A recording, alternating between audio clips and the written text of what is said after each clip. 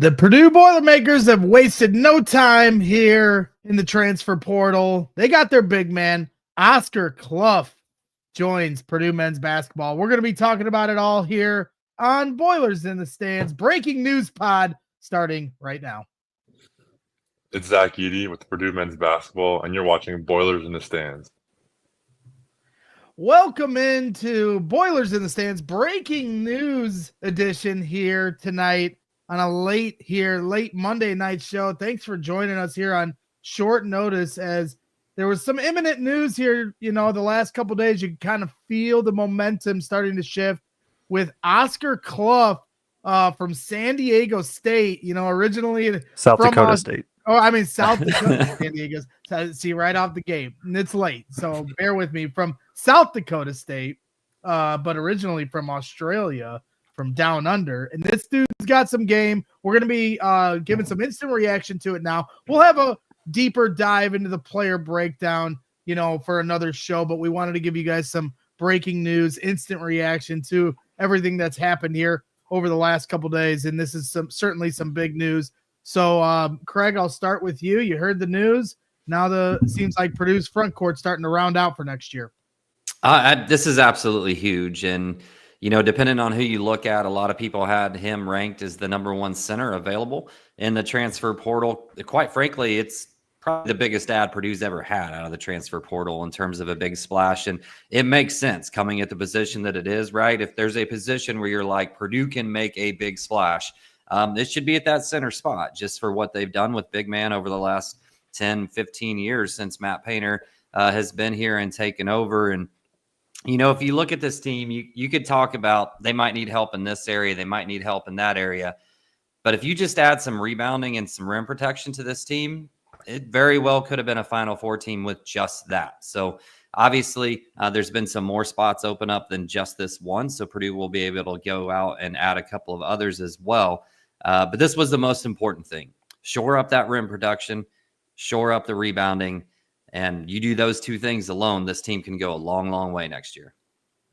Yeah, absolutely. It's certainly interesting, Joe, when you look at this, watching some of his highlight reel. Obviously, when you watch the tape, you'll see kind of the full picture of what a player is. Highlight reels can always make a player look damn good, but just from his highlight reel alone, this guy can pass. That's, I think, the thing that excites me most about this guy. Like, no wasted movement. He gets the ball up top, he keeps it up top, and he's either going straight up with the hoop or he's going to kick it, you know, and make some nice, you know, post feeds to, you know, Kaufman-Renn's going to be, that looks like the recipient to a lot of pretty nifty passes here from Oscar Cluff. From your initial analysis, I know you probably looked into him here as it started to seem like he was coming to Purdue. What have you seen from this guy? Yeah, I mean, just at its core, as Kraig said, this team needed some rebounding and some rim protection, and he can provide both. He isn't the absolute. He's a solid shot blocker. He's not like super elite, but just looking through the numbers, when he was off the floor last year for South Dakota State, so off the floor, team shot 72% at the rim, which is like bottom 5 worst in all of college basketball. And then I'm filtering now when he was on the floor, that dropped to 61.4%, which was, you know, in the about top third. So a 10% difference compared to, you know, opponent rim field goal percentage on to off. He provides that. He was the best rebounder in the country last season, #1 in defensive rebounding percentage, #5 in offensive rebounding percentage. To me, and I've only watched about one of his games. To me, he sets the floor of like worst case scenario to me is he can just give Purdue a solid 15 minutes at the center spot. Obviously, the ceiling is much higher than that, and he could be a guy that, in theory, can maybe even give 25 to 30 minutes. But just at the base, like, right, Purdue's weakest spot was their 5 spot. Cluff is just somebody that you can plug and play 100%, in my opinion, and just get quality minutes out of him. You mentioned the passing. That's going to work, I think, well with TKR. You're probably going to start seeing a little bit more of the high-low looks that we saw with Edey 2 years ago, where now you have two very capable passing bigs. Cluff is somebody that works a lot from the post. I think the biggest question will be, how does he work in a pretty heavy pick-and-roll offense? It wasn't necessarily his strong suit being a roller, but also he didn't South Dakota State wasn't a team that ran a ton in general, so that'll be the biggest thing. But to me, like all of like the post ups, the passing, the potential pick and roll type threat, those are all just kind of icing on the cake. You needed somebody that could rebound and protect the rim, and like there just wasn't anybody in the portal better than him from what it seemed like. So it is a really, really good hit. You pair him with Jacobson, and like I'm pretty confident in whatever the split ends up being. I'm pretty confident you're going to get 40 minutes of good center play. Well, and as you mentioned with Daniel Jacobson, and a lot of people were kind of pointing to him like, well, hey, they're already going to be adding a big before we knew Oscar Cluff was coming here. In somebody that should have played this year and been your rim protector. Now you're adding to this. Yes, you lose Caleb First and winningest player in Purdue history, most wins ever for a single player, but bring in Oscar Cluff, averages somewhere close to 20 points per game, as you guys mentioned, score, passer. I just, you could tell he, his fundamentals are very sound. So he's going to fit right in.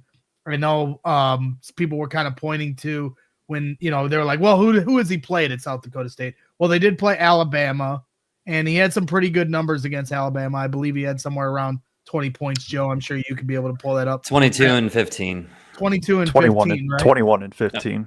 Yeah, right. my bad.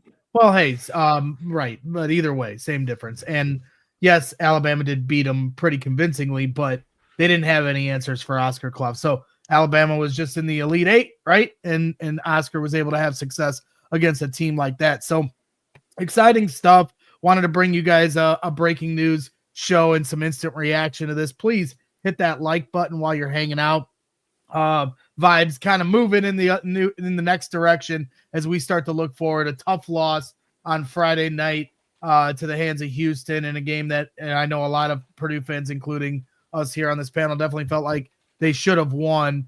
And so it's been a tough pill to swallow the last few days. I feel like it's gotten harder as the game has kind of gotten away from us. That initial feeling for me was just a full sense of pride, and I still feel that for this team for the way they played on Friday night. That was a national championship type game that they were in the middle of against Houston in a national championship type atmosphere, in Lucas Oil, which will be the center stage for the Final Four and national championship next year. And then you talk about the caliber of which that game was played at from both teams. That was a national championship level type of play.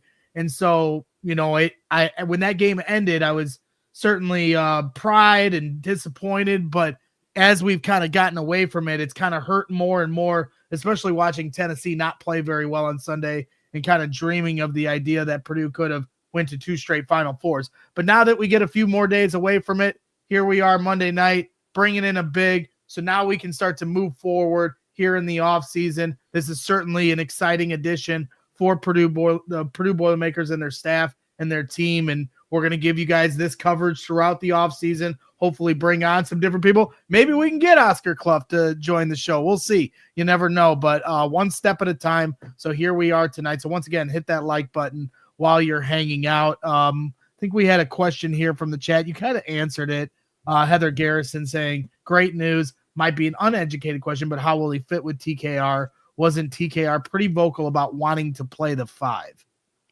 Yeah, I mean, that is a very fair question. And right, there's at minimum, he can do what Caleb First did offensively at the 5 of just kind of chill into dunker spot and be that, and probably be a little bit more of an offensive threat, just given his post-up game and ability to kind of finish around the rim. At the same time, he's not a stretch big. He's taken, 7 threes in his 2 years at the D1 level. There can be concerns again for spacing issues and things like that, but I think it'll work out fine, just given his ability to rebound. Like, I don't know how much he will be running pick and rolls or being the screener in them, just given how good TKR and Braden are at that.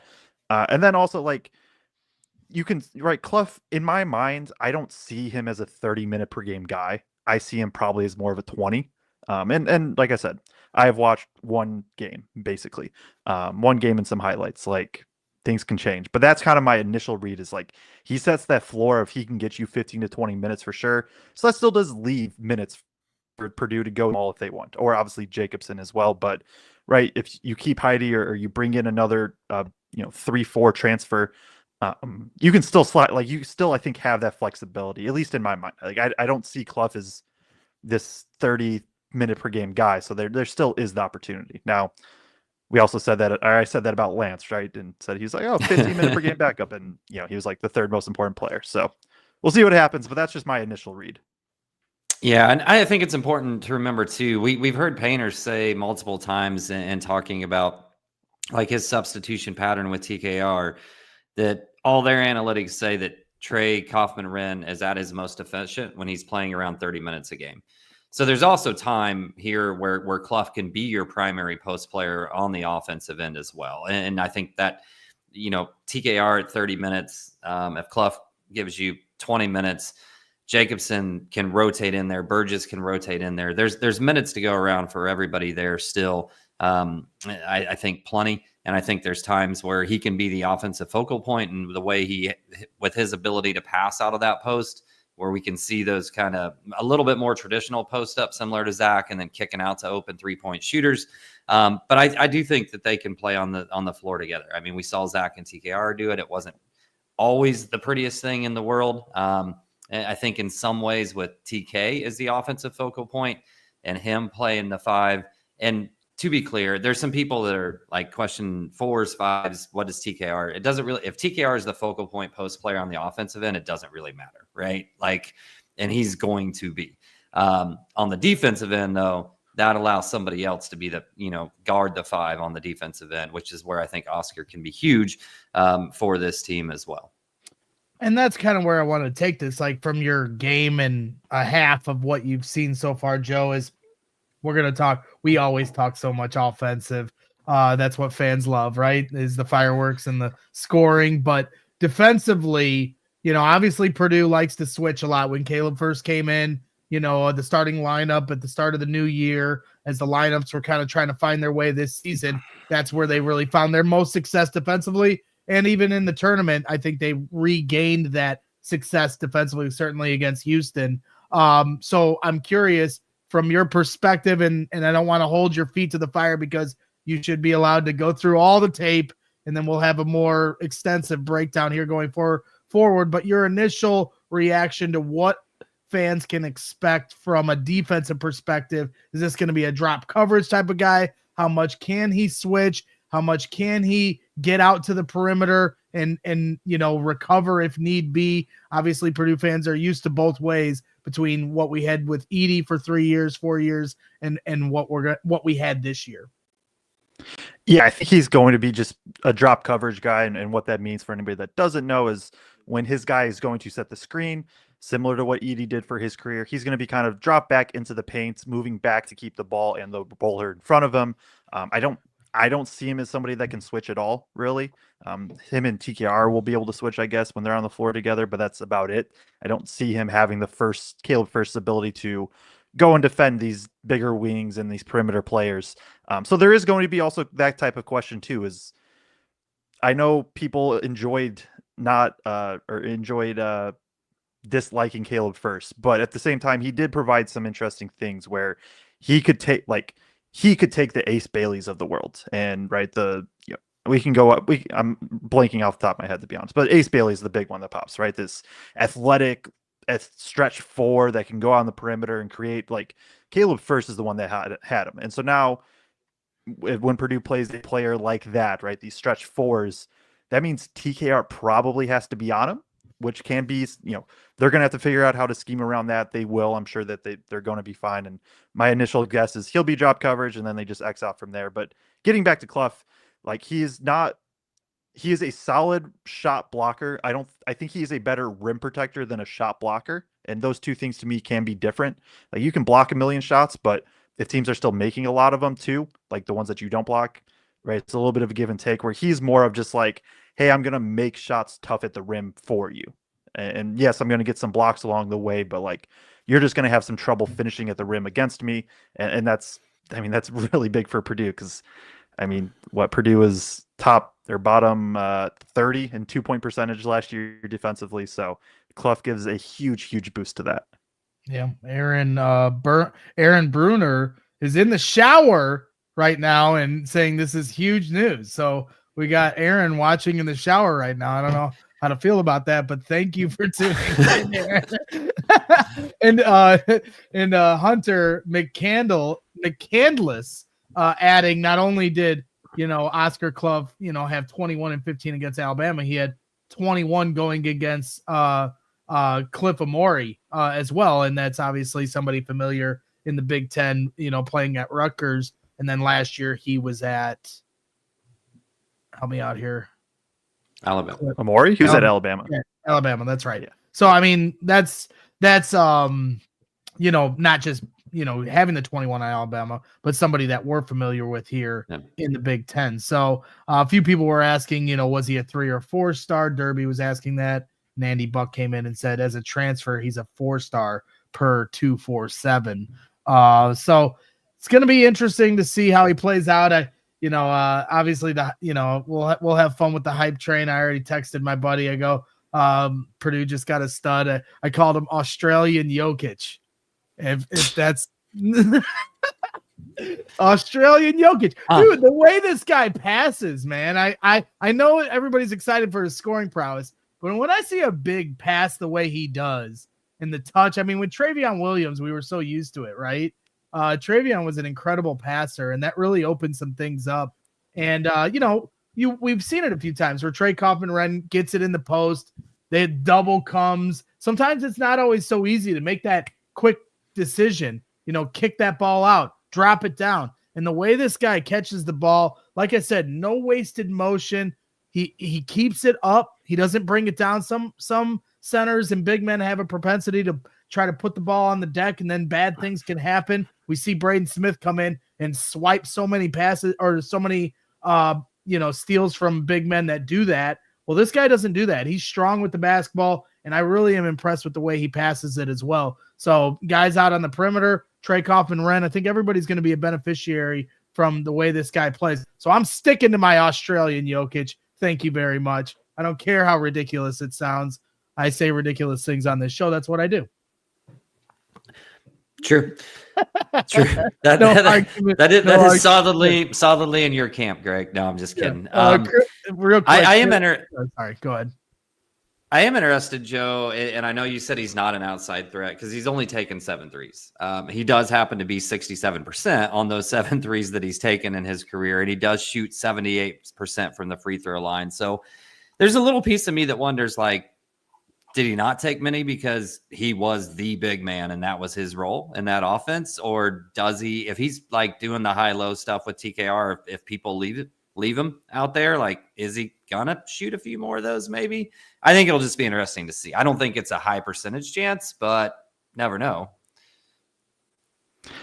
Yeah, I mean, right, you never know. And but then it goes back to, right, would you rather Cluff take an open 3, or would you rather just get the ball back to Braden and run another pick and roll?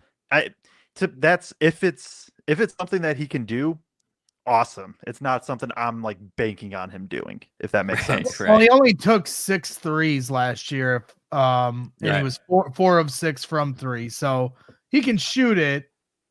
Maybe he'll shoot a little more than that just to keep teams honest. But Caleb First could shoot those threes. Kaufman-Renn could shoot those threes, and they never do in the Purdue system. So traded playing with Edey though. Yeah, not a ton of them, but right. That's true. Took 1 a game, half a game, 3/4. I don't remember. He did shoot a little bit more when it was him and Zach out there together. So I don't know. I don't expect to see that. I think Jacobson has the ability to do that a little bit more, and then won't be surprised at all if Purdue. Well, they've already been attached to talking to some people that are 4s that are a little bit more like stretch 4s. So have to see what else develops there as well. Yeah, my buddy who I referenced earlier that I texted is actually in our chat now. Stephen Nicholas, my teammate and producer at CHGO Bears, saying, your buddy is here and now questioning you calling him Australian Jokic. You will listen to my analysis, okay? I've been through a lot the last 2 days, and you're just going to, take this hype and let me run with it. Chris R, $4.99 super chat saying, boiler up. and he's asking, do you see Cluff setting more off-ball screens than a traditional Purdue pick and roll? I'm thinking of mixing short roll and freeing Fletch off ball. Take that for whatever, wherever you guys want to take it. I don't think Cluff is the linchpin in that potential scenario.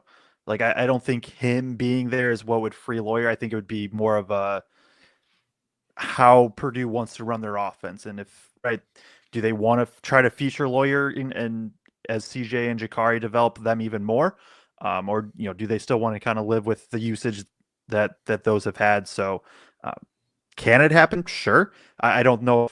For me, at least, Cluff is the reason that happens, though. Okay. Gavin Lambert is asking, do you think he'll start? I'll start with this question. I don't think they bring in a guy like this and then not expect him to start. But as we know with Painter, you earn that through the offseason. You don't get it handed to you. And I'm sure because I know he was here yesterday on a recruiting visit, and then he was going to go to Iowa State. And I'm sure Painter was very upfront with him about how this process will work. And you've got to earn that through the summer. And obviously this guy, is very talented. So I'm sure he's not afraid of the challenge. But he's going to go this summer up against some other guys in Burgess and Jacobson and find out who may the best man win. That's how it's always been. I mean, Travion Williams was one of the more decorated big men in Purdue men's basketball. And Zach Edey came and took his job as Travion was getting to the back end of his career here. So it doesn't matter really who you are. This is meritocracy, right? You're going to earn it.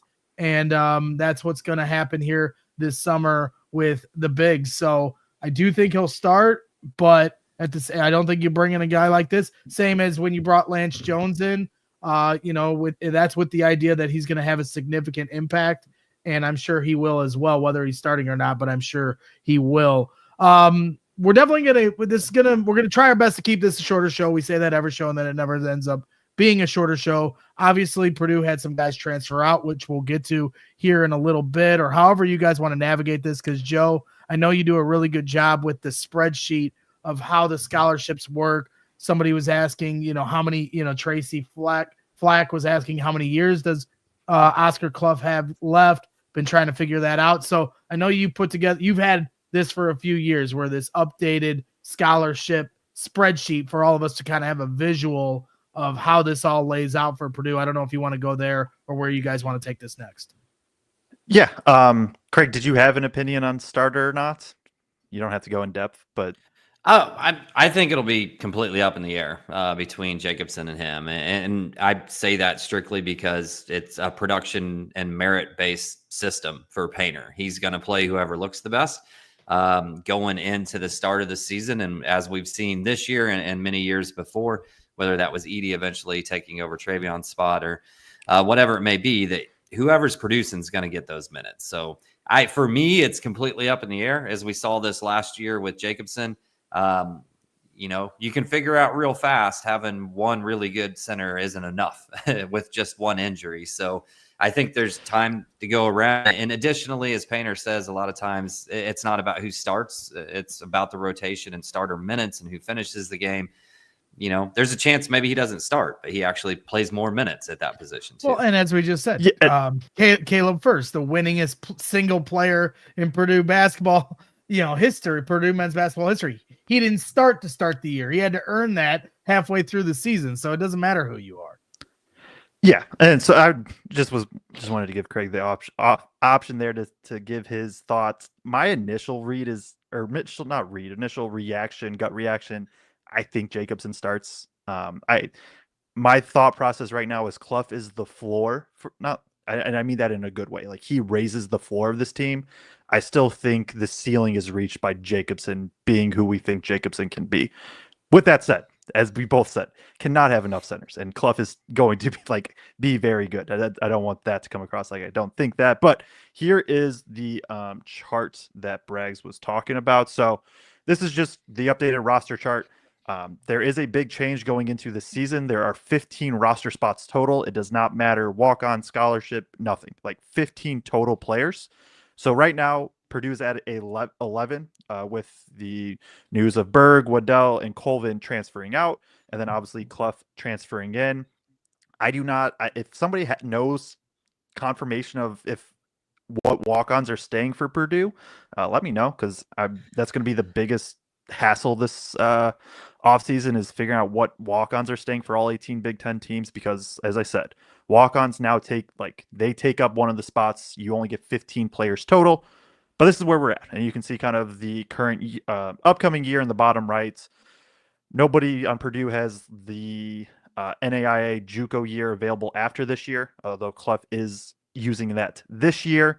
But yeah, 4 total spots right now. If Purdue is going to fill it up, then obviously you can see it tapers off throughout the year, because TKR, Smith, Lawyer, Cluff are gone after this year. Okay. Well, we have to panic because we only have one player in 2030. So, we better start getting to that. No, I kid. Yeah. And so obviously you can see with this kind of layout here, Joe does a great job with this. So shout out to you, Joe. But obviously you can also see with this, a few names are missing from next season. And that is Will Berg, right? And Miles Colvin, who now transferred out today, and Waddell as well. They all have kind of taken off here, and we wish them all the best. I know fans get frustrated. Miles Colvin, obviously his family has the lineage here, so I think for some fans that might have been a surprise. Kraig, for your thoughts on the 3 transfers out, Berg, Waddell, and Colvin. I don't know any thoughts you had on those guys, because I know there was some pretty big reaction to Miles today. Yeah, I don't like to get into the game of predicting who might transfer. To me, that's just messy. I don't enjoy that conversation at all, especially while the season is still going on. In my head, though, coming towards the end of the year, I thought really there was a chance around maybe 4 guys, just because of what the role has become or not become over the last couple of years, and maybe from last year to this year. 3 of those 4 ended up in the portal so far. Really hoping that we don't lose that 4th piece there as well, but especially for Waddell and oh my gosh, Waddell and Berg. Sorry, I'm really tired, Greg. Especially for Waddell and Berg, I think it just makes a ton of sense, right? Both of those guys probably could. It's probably going to take going down a level, whether that's the MAC or whether that's Conference USA or Missouri Valley Conference, something like that. Both of those guys can go and be really, really impactful at that level. And in the case of Will, maybe he goes, and now that he's getting 20, 25 minutes a game, maybe he develops and he works his way back up to kind of that Power 5 conference type of team in that next year. And, and I think with Miles, obviously people really expected a jump in production. And I'm not talking here a jump in talent or a jump in skill even. I'm just saying jump in production from last year. And with this team and the way that it was assembled, and not having that guy who's a guy who's doing more short roll stuff, right? And not catching it 3 feet from the rim with his back to the basket and directly kicking out to 3-point shooters, and like Miles, Cam, and Fletcher around the perimeter all the time. I thought the role just changed a little bit this year, and Purdue needed some other things. They needed some extra ball handling on the offensive side of things. And so I thought the role just changed for him, and that production jump didn't come. I'm sure that was a disappointment for him. And I'm sure he wants to go somewhere where he feels like he can get more run, get more minutes, be a starter, and try to reach his goal, which I'm sure is to eventually try to get to the NBA. Yeah, it's tough, right, Joe? I mean, the different lineups they tried to institute at the end of the year, he started to find his way to more minutes, some pretty effective lineups where you're getting some athleticism in there with him and Cam Heidi and whoever else they're going to pair with him. And so but when they try to go big, and then you've got CJ Cox and Jakari Harris and Fletcher Lawyer and Braden Smith, and you've got so many different guys that it's a crowded room to try to get minutes from. So, why don't you give us your reaction as well?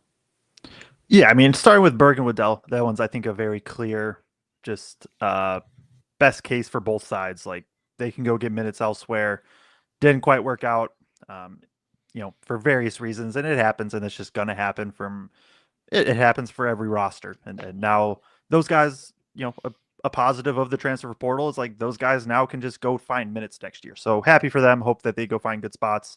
Colvin was the one, right?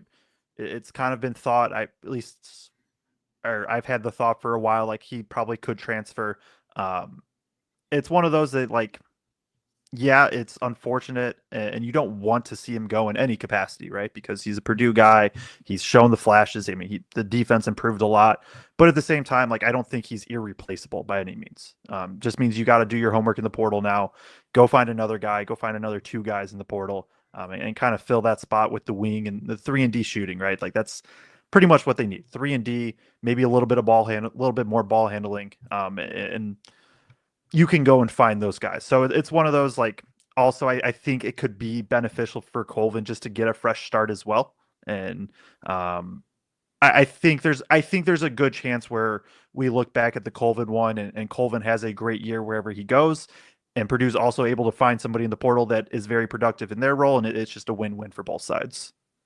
Yeah, it's tough. Miles Colvin here the last couple months became one of their more reliable players. And it got to a point where, guys like that, when they're younger, he's sophomore year, he's got an itchy trigger finger. He's not afraid to pull up at any given moment. He's, in his mind, he's green light at all times. And you love play. You'd rather have a player have that kind of mentality than someone that's afraid to shoot. But then you have to kind of rein that in.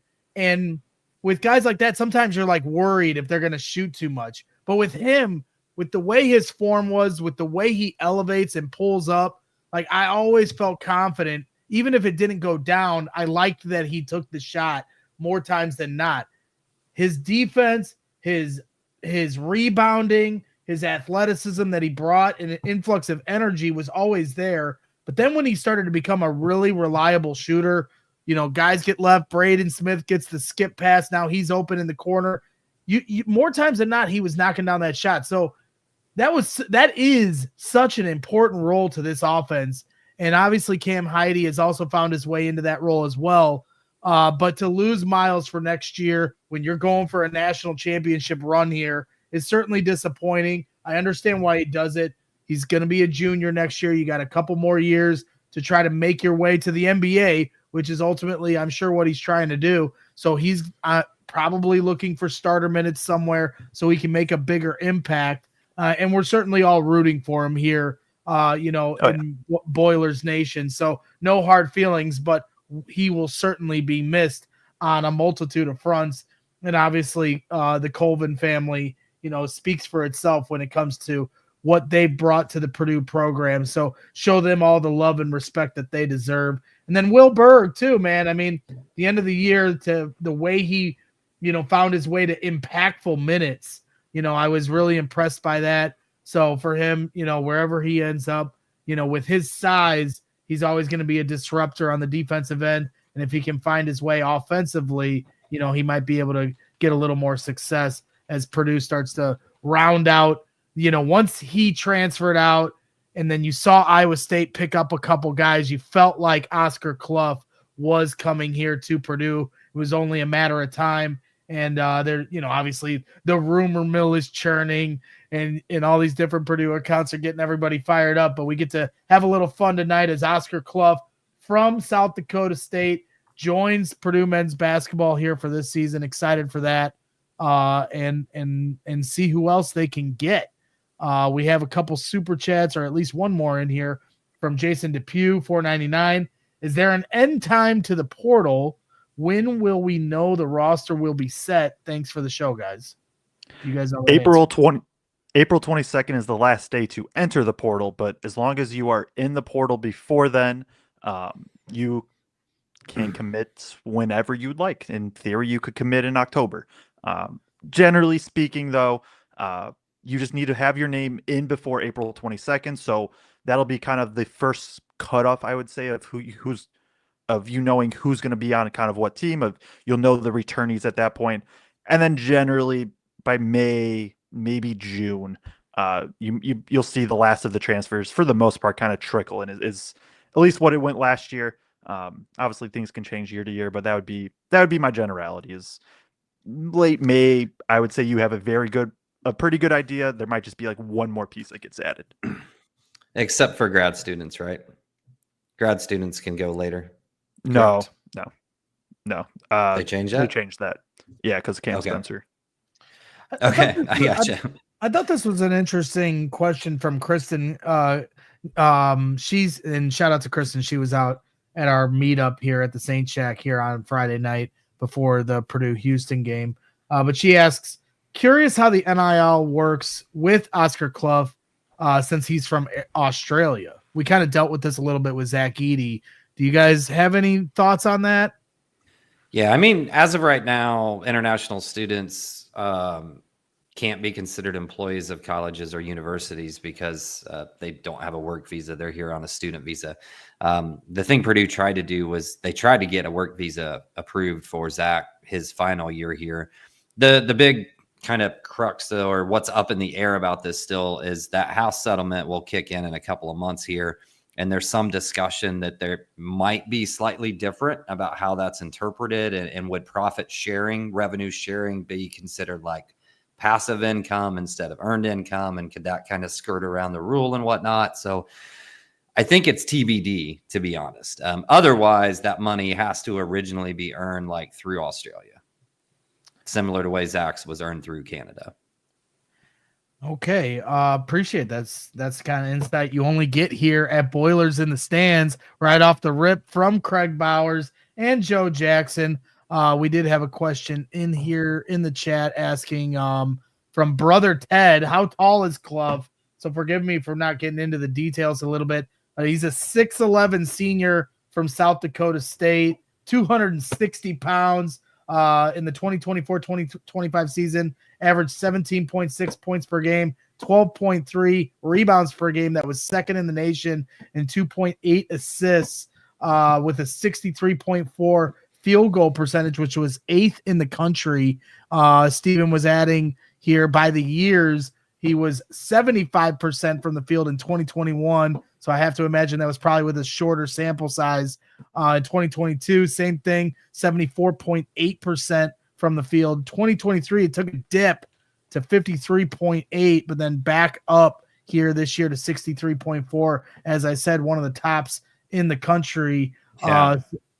Go ahead, Kraig. And to be clear on that, the 21 and 22 years were JUCO years, and then he makes the jump to Pac-12, the highest level that he played at, and then goes to South Dakota State. So a little bit lower level.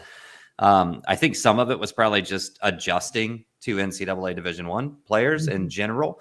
It'll be interesting to see if it stays closer to what he averaged at South Dakota State, because he did play some high-level teams at South Dakota State and still match those numbers pretty closely, or whether it dips closer down to that 53 to 55% when he gets into Big Ten type play. Thank you for that clarification, Kraig. Much appreciated.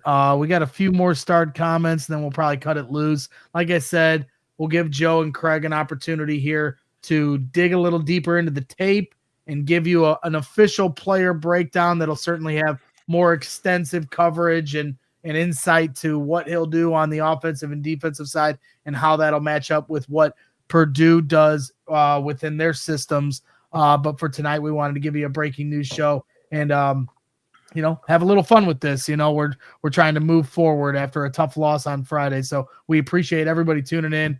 Almost 2,500 people watching live right now. So please hit that like button while you're hanging out. Subscribe to the channel on YouTube if you haven't already. Those are certainly a couple ways that you can certainly help support the program here on Boilers in the Stands.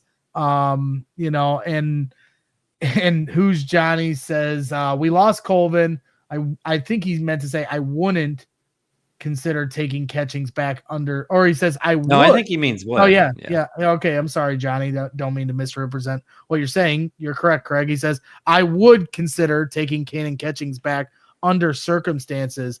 Kraig, do you have any thoughts on this? Because Kanan Catchings obviously went to BYU. Didn't obviously go as he wanted. BYU did make the tournament, had some success, but he didn't play at all in the tournament. He did play in the regular season. Obviously, Purdue, and Caden Catchings had, a roller coaster, trying to get him, stabilized here in West Lafayette. It didn't work out. He goes to BYU last summer. Now he's back in the transfer portal. Do you see any chance that Matt Painter would reconsider, or, there'd be a marriage there and bringing him back?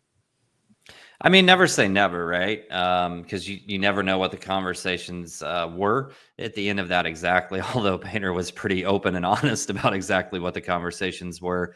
It just feels like was so much back and forth on that last year that I just have a really hard time seeing Purdue reaching out.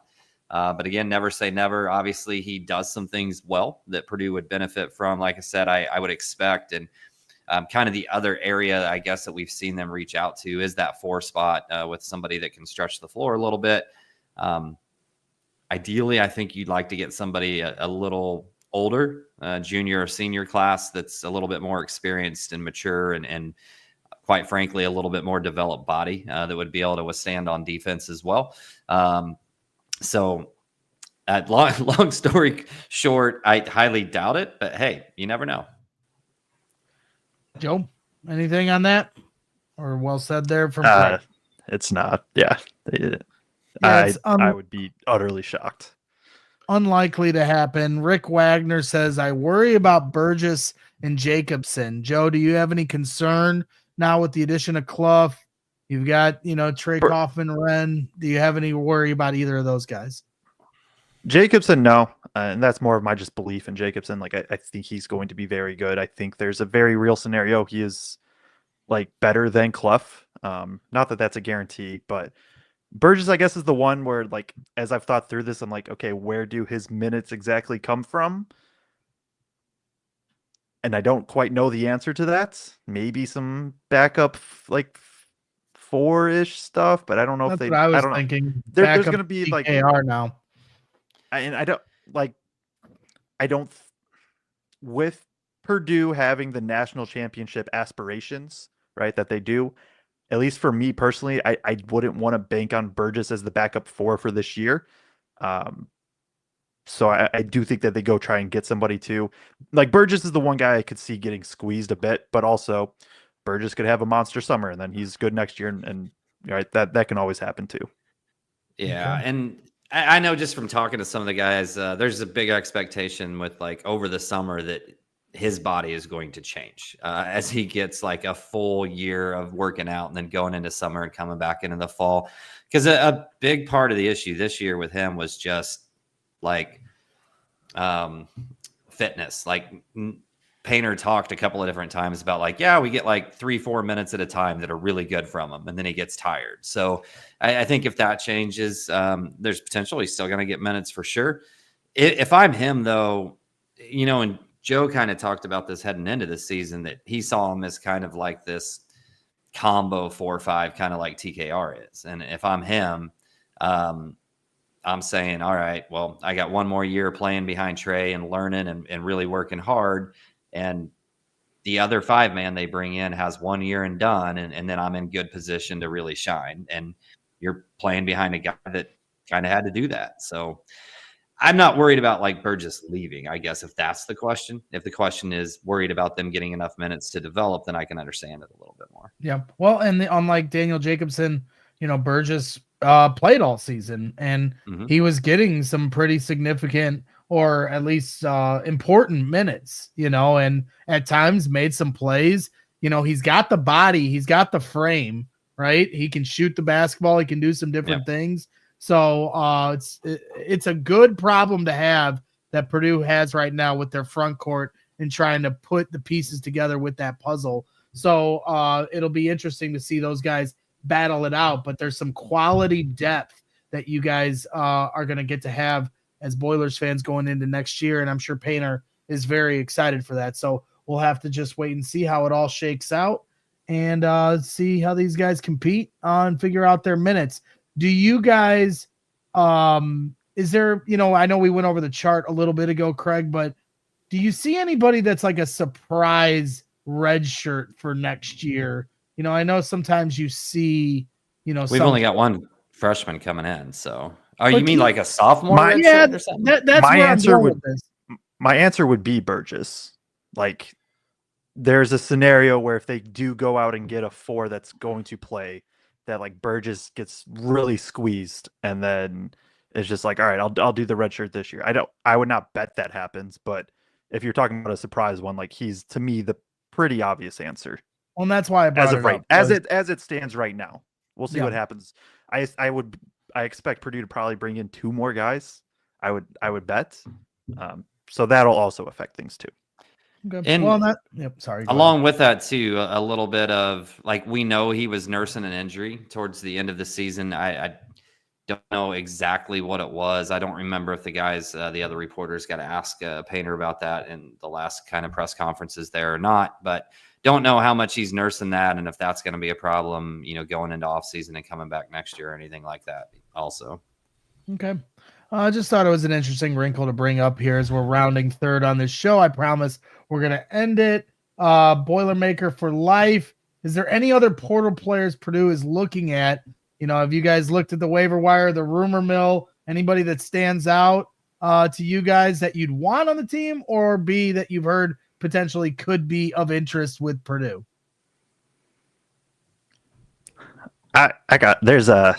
There's too much going on with 18 Big Ten transfer or teams in the transfer portal. There are Have not had 300 time players. to dive in. There are 300. I mean, how many people went into the transfer portal the first day? It was like 456 or something like that, right? Yeah. So, So I don't have good insight right now, truthfully. My generic answer would be a stretch 4 and also like in a 3 and maybe not even 3 and D, but just like an athletic wing. Those are the 2 archetypes I would want Purdue to target. Kraig, any thoughts?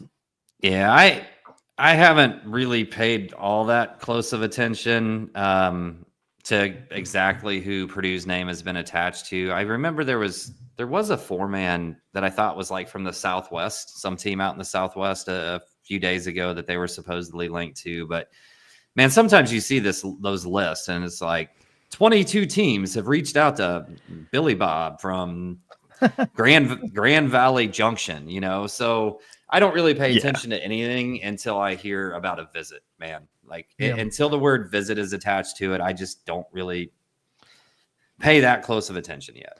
Well, when you talk about potentially bringing in another big, Joe, Flory Badunga from Kansas, who was somebody that Purdue did recruit pretty hard. He's now entered the transfer portal. I don't know if he's now off the table because they brought in Oscar Cluff, or maybe not.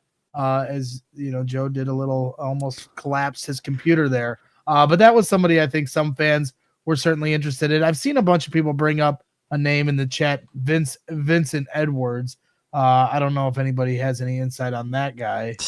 Okay, what? I know who that is. I'm putting it out there. I know we had the trivia last time. I know who that is, so we can laugh at that together. Where is? Hold on, go find the.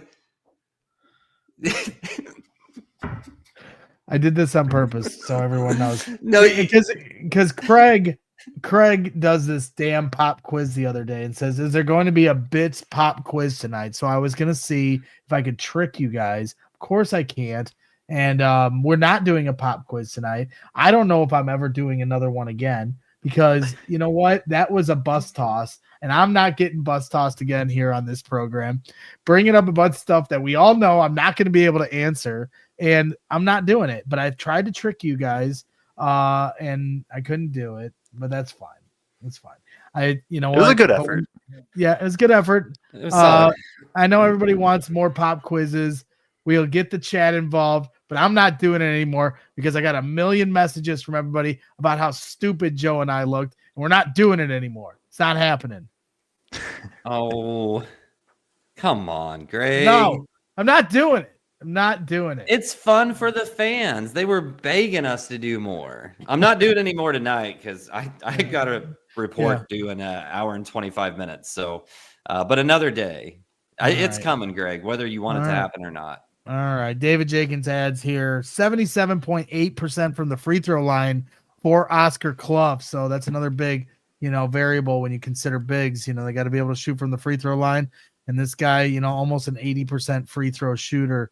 So that's great. But we appreciate everyone tuning in here tonight to our breaking news show. Oscar Cluff from South Dakota State joins the Purdue men's basketball program. 6'11" big who can shoot it, pass it, score it, can do all sorts of things, is a good rim protector. So this is going to be an interesting season here going forward as Purdue has their eyes on unfinished business, after what happened in that loss to Houston on Friday night in a national championship atmosphere. We're all hoping that at this time next year, they're right back to where they are and trying to get to Indianapolis for a Final Four and a national championship appearance. So that's right. 2026 national championship is incoming, Taylor Richardson. Let's certainly hope so. So more coverage to come here this offseason. If there's any other transfer portal breaking news shows or breaking news to report, we'll be here to do the shows. These guys will have a more extensive breakdown for each player coming to Purdue here going forward once they get to a chance to watch the tape. So we appreciate everyone tuning in for tonight and exciting times ahead. So enjoy the rest of this season.